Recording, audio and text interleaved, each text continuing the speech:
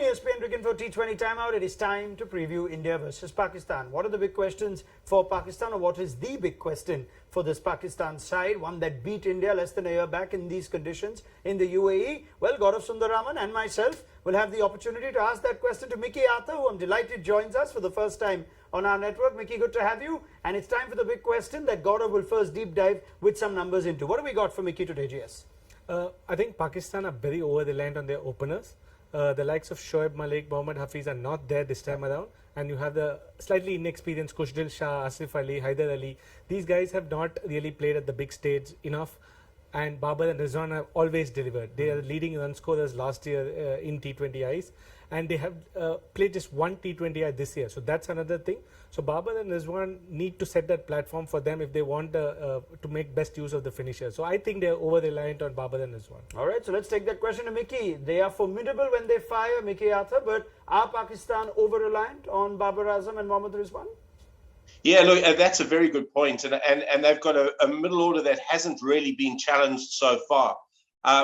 We know Babar, Rizwan, Fakhar Zaman have scored the bulk of their runs over the last period of time.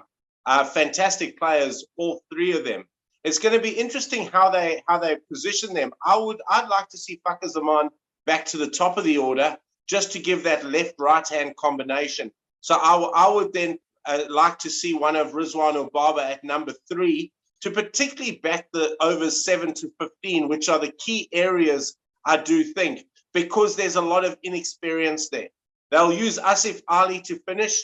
They'll use Shadab Khan in and around whenever they feel the situation arises. And Kushdil Shah's played particularly well, and he gives a left-hander in that sort of finishing role. So they do have options, but they're untried options.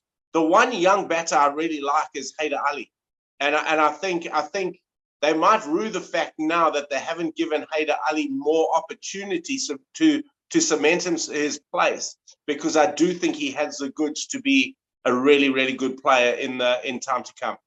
Mickey, if you look at Babar and Rizwan, they're successful or they're consistent more often than not, but they play the slightly, you'd say, the old school way of T20 cricket, striking at 120, 130, average and aggregate numbers, very good. Are they anchor heavy though at the top? The similarity in styles of Babar, Rizwan, Fakhar Zaman follows. Are they anchor heavy in their top 3?